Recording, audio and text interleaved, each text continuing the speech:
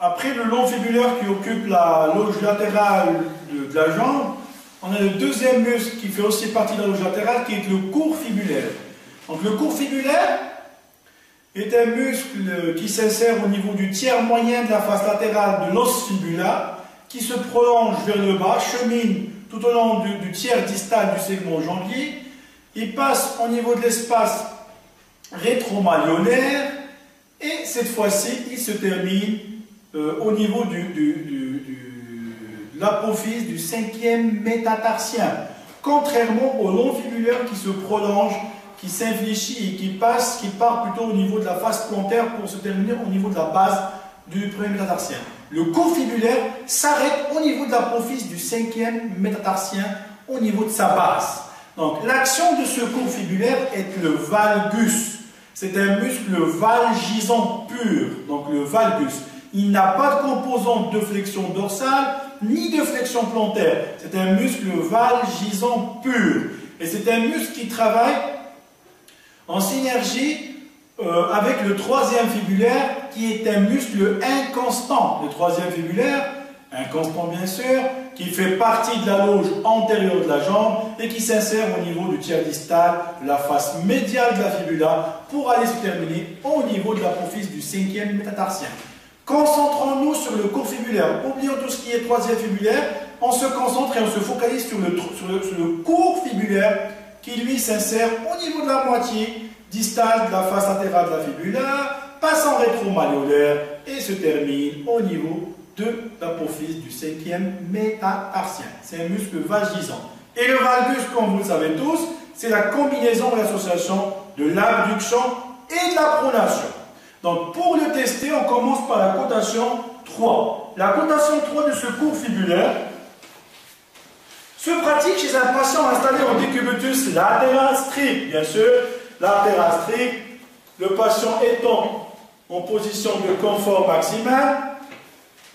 On va tester toujours le membre en supralatéral, bien sûr, le coussin placé sous le segment jambier au niveau de son tiers distal, le pied qui part dans le vide, et en démarrant, bien sûr, le kiné qui va placer, bien sûr, sa contreprise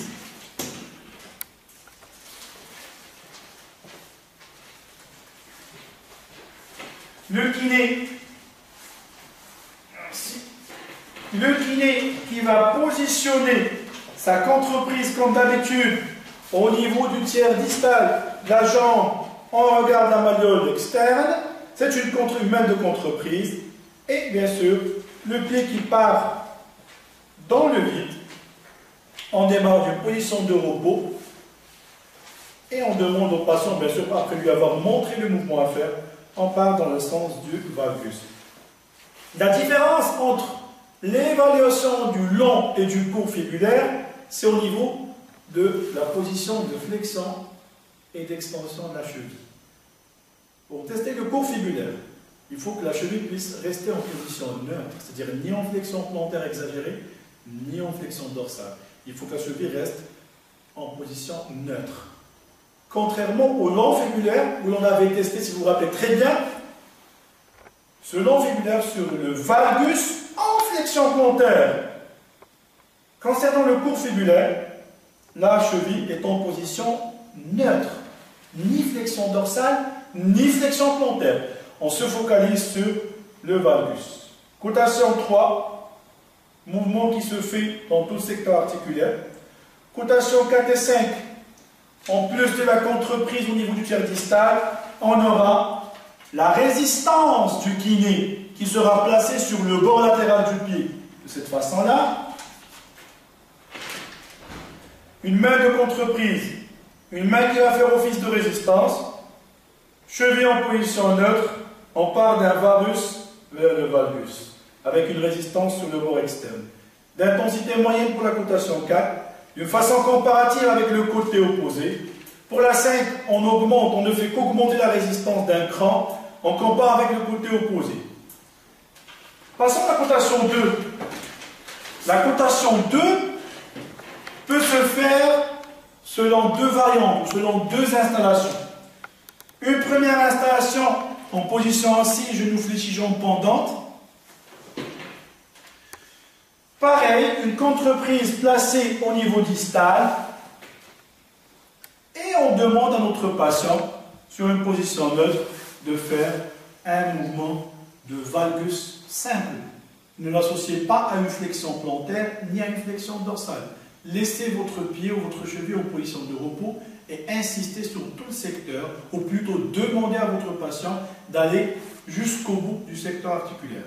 Valgus. Ça, c'était pour la première variante. La dernière variante, c'est la variante en décubitus dorsal strict.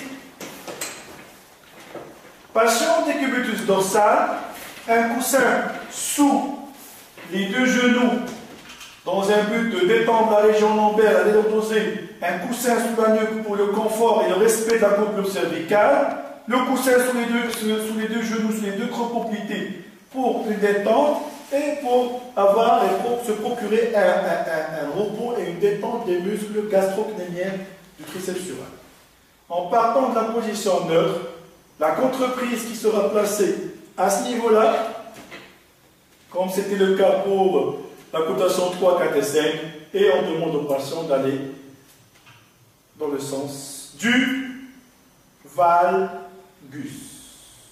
Donc voilà, cette variante en DD et l'autre variante en position assise.